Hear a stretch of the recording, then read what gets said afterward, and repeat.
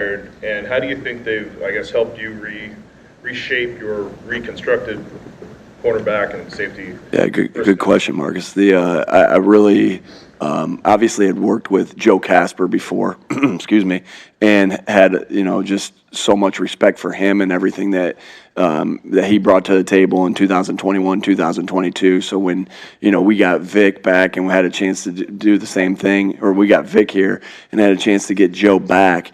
Obviously, that was a no-brainer. We were able to jump on that. Christian Parker, is just highly respected around the league, and like I think to myself, and how old do you guys know? I don't know exactly how old Christian Parker is. I'm an exact age, but I don't know if like you would ask around the league a bunch of people when I was 25 or 26 or I know he's not 25, 30 years old. I'm like the people would have been like, who's that, right? And so like. To understand that he has this type of respect and this type of name, because of this product that he's put on the field and the coaching that he's done, is pretty impressive. And obviously Vic had worked with him, and he's been as advertised. I'm really excited about Christian, and I know our defensive backs are really excited about him as well. And then Roy, having Roy Anderson and he was in Seattle with Clint Hurt last year, and everybody talked so highly on him. Saw John Harbaugh before the game when we played the Ravens, and he just raved about him as well. And so, again, the guys get their foot in the door potentially because somebody had worked with them or we've heard a good thing about them. Then you do the research on the person, and just a lot of good reports coming back on all those guys. And then you don't know it completely until they get in the building, and they've just done a phenomenal job. Nick, when you're going up against a team with a new defensive coordinator for Week 1, like what goes into the preparation? How do you try to figure out what they're going to run? What are you looking at? Yeah, you have to try to dig as much as you possibly can. Also knowing that Week 1, there's a lot of unknowns that are going to happen throughout the league, right? Even with people with defensive coordinators that have been there for the year, because obviously everybody's been doing different things throughout the year and. Studying different things and new wrinkles to their defenses and offenses.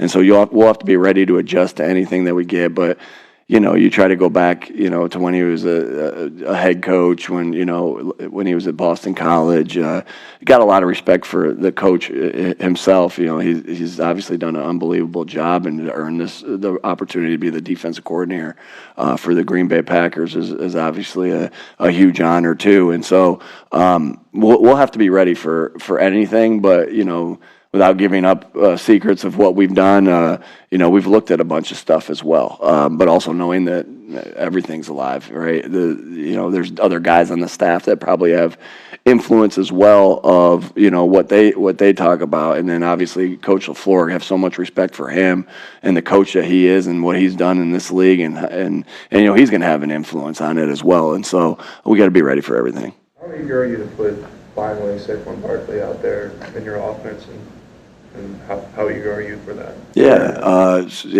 I mean, he made a run at practice yesterday, and I just remember like I was wearing sunglasses. It was sunny out, just kind of taking my sunglasses off and looking at a couple coaches. I'm like, all right, this is awesome. That we got him here, not only for the play that he brings to the field and the cut that he made yesterday at practice, but also his leadership and the person that we have. And so. Yeah, just it's. I think you're so excited as a coach for everything. Obviously, you asked me about Saquon. I'm super excited for him. We're up here.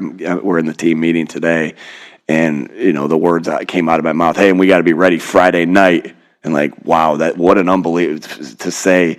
Hey, we got a game Friday night. Like that gives me goosebumps to think about that. Like Friday night football is what we all first.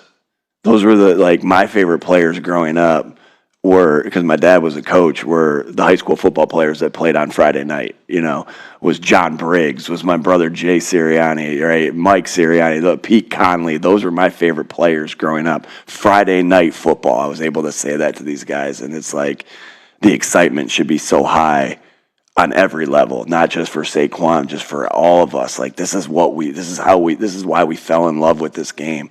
And I'm so excited to be able to go to Brazil to, play in front of very passionate fans. Obviously, super bummed that we don't get to play in front of our passionate fans.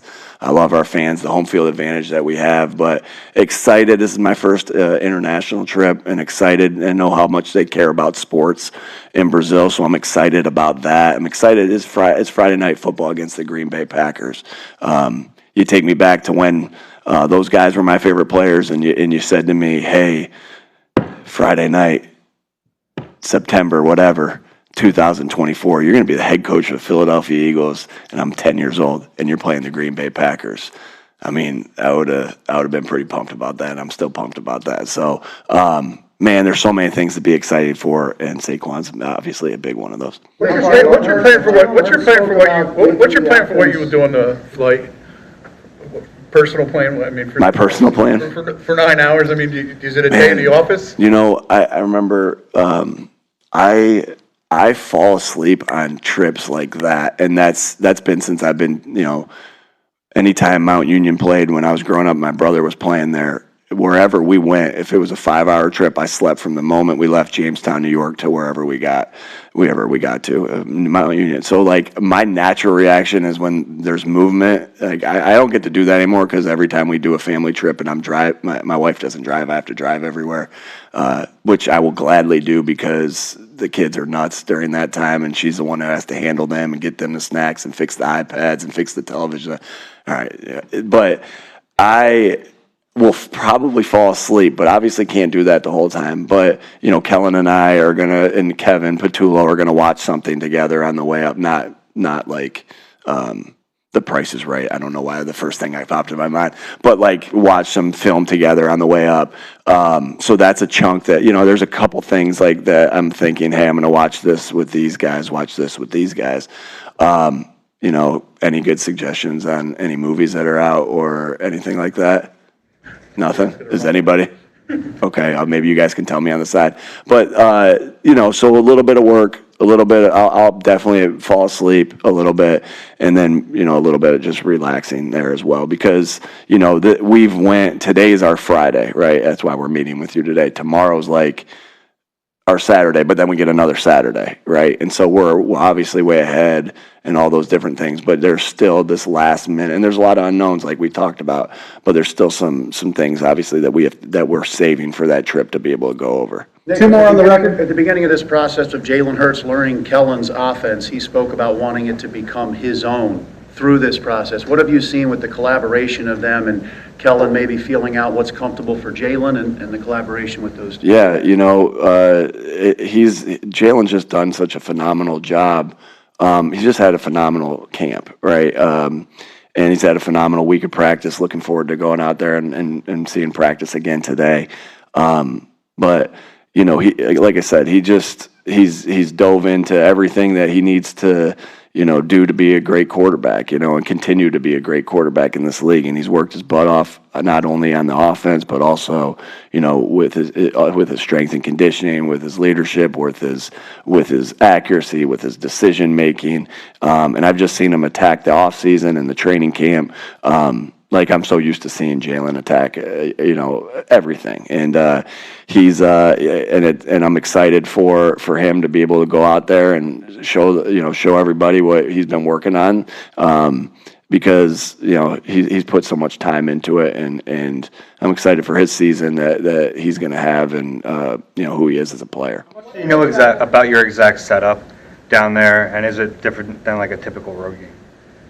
As far as just like hotel setup, practice setup, all that kind of stuff. I know that we just have so many good people in this building that everything's going to be, I think we're staying, I'm not going to say where we're staying yet, that everything is going to be just the way it is as we are here, if we were, at an away game, right? And so I have so much faith and trust in the people that are in this building that do the things that they do. Like that's, when we talk about the greatest team game there is in football, that is true. And you tend to think about only the people that are on the field or the coaches, but gosh, there's so many people that go into making this whole thing go.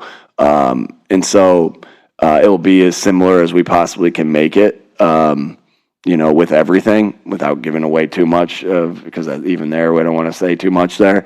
But it couldn't be done without the great people of this organization, led by, you know, Mr. Laurie and everything that he does for us. To, you know, he doesn't. There's no stone unturned, and there's no everything we need to win. He provides for us. All right, thanks, folks.